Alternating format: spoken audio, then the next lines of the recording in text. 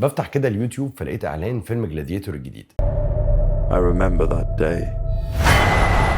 ومره واحده كده الزمن يرجع بيا اقول ياه، ده جلاديتور 1 نزل من 20 سنه، بس من 20 سنه الفيلم لسه عايش جوانا لحد دلوقتي، واعتقد من 20 سنه لحد الان الناس بتتعامل مع الفيلم ده ان هو ماستر بيس،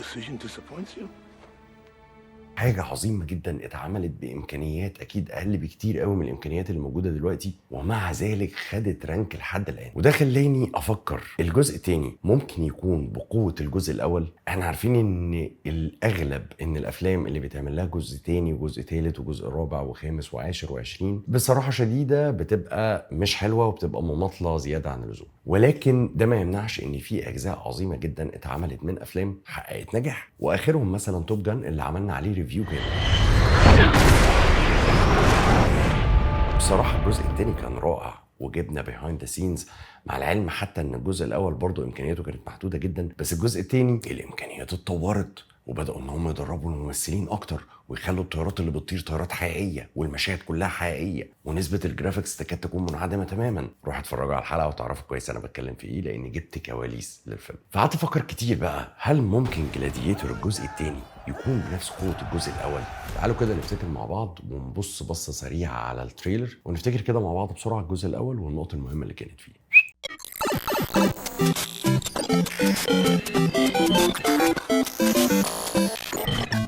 اهلا بيكم في حلقه جديده من برنامج مش توتوريال. اللي لسه بيتفرج عليا لاول مره فانا اسمي مصطفى صلاح، بشتغل فيلم اديتور، ودي اليوتيوب تشانل بتاعتي. سنه 2000 يطل علينا المخرج العظيم ريدلي سكوت بواحد من اهم الافلام في السينما، ملحمه ومتعه اسمها جلاديتور.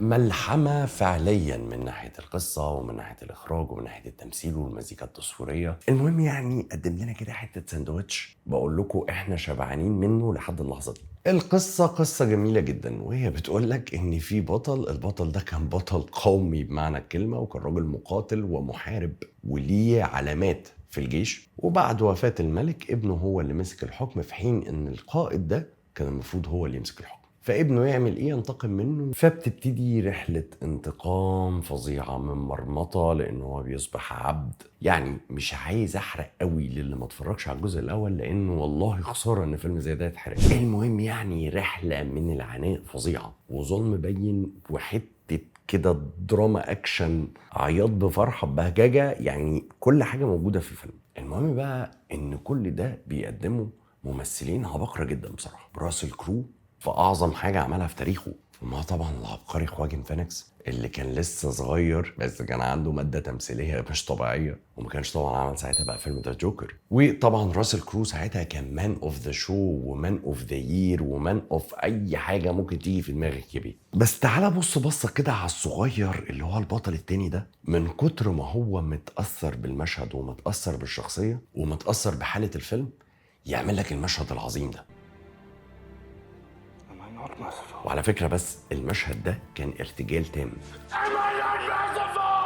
ورياكشن الخضة بتاع كوني لينسن كان ساعتها صادق جدا، لان هي ما كانتش متوقعة وما كانتش مستنية حاجة زي كده، ففعلا اتخضت بجد. وده يقول لك ان كتر ما الممثل بيشرب الشخصية وبيشرب الدور بيمثل بكل اعضائه وفكره، وطبعا انت كمشاهد بتقعد تستمتع بكل حاجة موجودة. فمهم جدا بالنسبة لك لو انت في يوم من الايام ان شاء الله ربنا هيكرمك وهتكون مخرج، ان كل ما الممثل اللي معاك بيكون شارب الورق وشارب الدور كويس قوي، كل ما بيقدر يطلع لك ابعاد كتيره جدا، تفاصيل كتيره. التفاصيل دي هي اللي بتمسك المشاهد وبتخليه طول الوقت مصدق الحاجه اللي انت عايز تقولها له. اوعى تنسى ان المخرج ده في الاول وفي الاخر هو حكاي. فاكرين حلقه الفرق بين المخرج والمونتير؟ كلمتكم عن ازاي ان هو حكاي.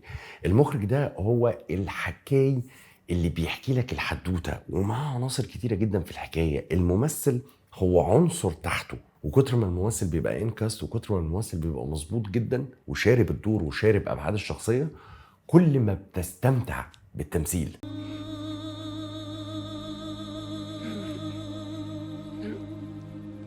نيجي بقى لواحده من امتع بصمات جلاديتور، وهي الموسيقى التصويريه. طبعا ولا أخفي سرا عن هانز زيمر. Now we are free. اللي متابعني على الانستجرام اكيد شاف الستوريز دي كويس. انا لما رحت سمعت جلاديتور على المسرح لايف، اقسم بالله انا كنت بتهز من جوايا. يعني انا كنت مش عايش الفيلم، انا كنت جوه، انا كنت راسل كرو اصلا. كل ما تيجي تسمع مزيكة ناو وي ار فري والهامينج اللي بيحصل من تحت والدخلة بتاعتها، كل ما بتفتكر الحلم وبتفتكر مشهد القمح وبتفتكر قد ايه هو نفسه يروح لمراته. عايزين نشوف بقى المزيكا التصويريه لجلاديتور 2 هتكون عامله ازاي. اتمنى ما يغيرهاش. طبعا لازم نحط في اعتبارنا ان لازم يحصل تطور في ال 24 سنه تقريبا اللي حصل كفي اف اكس وكتصوير وحاجات كتيره جدا، ولكن اللي انا مؤمن بيه وحاسه كده من التريلر ان المخرج اصر انه يخليه بالفي اف اكس بنفس الايدنتيتي بالظبط بتاعه جلاديتور القديم. يعني مش عايز يعمل جاب جرافيك جبار بالفيجوالز بين ده وبين ده. والدليل على كده لو بصيتوا على الاستاد تقريبا هو لو بصيتوا على الكومبوزيتنج بتاع كام مشهد تقريبا هو حاسس ان هو كارت دايركشن ما طلعش بعيد عن جلاديتور اللي في الاول. وبصراحه شديده جدا انا بشوف ان دي شياكه ان انا حطيت ارت دايركشن بشكل معين، مش عايز اطلع براه مهما الزمن عدى، ممكن اطوره بس شكله واحد. يعني مش هينفع اخليه مثلا واخد سنه فيوتشرستيك مثلا زي ترانسفورمرز مثلا. انا بتكلم على شكل السي جي اي مش نوع الجرافيك، الايدنتيتي شكل الارت دايركشن. يعني مش هينفع اغير الوان، هخليني مستق لباليتة الالوان بتاع الجلاديتور اصلا. يعني في شويه حاجات كده بنت لي في التريلر بتقول ان هو متمسك بالارت دايركشن القديم which is I like this. يعني تمام.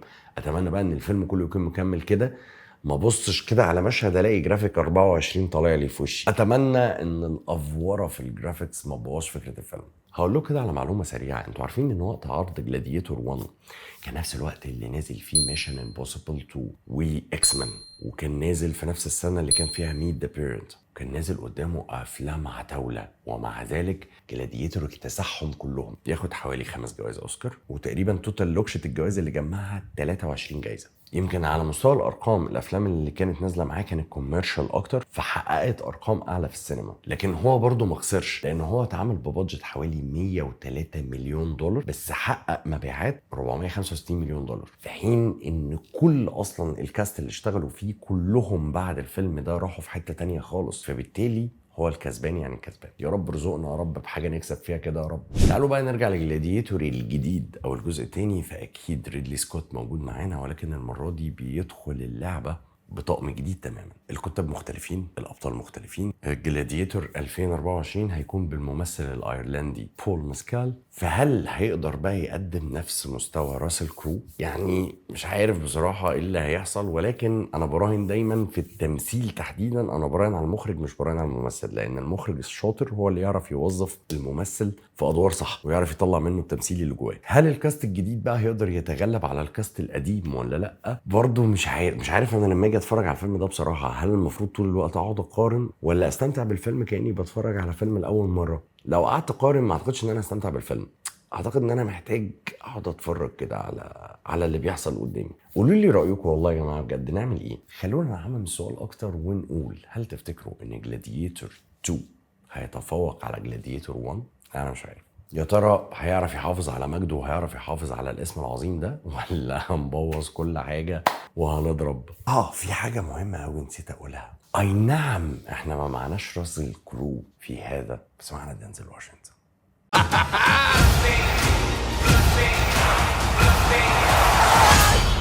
والراجل ده انا بحبه قوي بصراحه، ملك الكاريزما والاداء. Power. هو بالنسبه لبول ماسكال فهو ليه تقريبا يعني ليه اعمال كتير، بس هم عملين قوي المشهورين ليه. يعني فيلم اسمه افتر سان ومسلسل نورمال بيبول. واكيد هو مذاكر كويس لدرجه ان هو عارف ان هو داخل مكان راسل كرو. مش محتاج بقى اقول هو عارف يعمل الدور زيه ولا مش عارف يعمل الدور زيه، هو اكيد نفسه ذكي جدا لدرجه ان عارف هو داخل يمثل فيلم ايه ومع مين ومكان مين. مش عايزين نسبق الاحداث قوي، ولكن نوفمبر القادم سيجمعنا. وهنعمل حلقه ان شاء الله بعد ما نتفرج كلنا على الفيلم ونعمل ريفيو عن الفيلم. انا خلصت الحلقه، كانت مراجعه كده سريعه وفضفضه لواحد من اعظم الافلام وهو جلاديتور. سيبوا كومنتات، قولوا لي رايكم وقولوا لي انتوا حاسين بايه وايه اللي هيحصل. تنسوش تعملوا لايك واعمل سبسكرايب وتابع اول باول اللي بينزل. ولو عايز تتكلم معايا شخصيا خش على الانستجرام واشوفكم في حلقه جديده من برنامج مش توتوريال.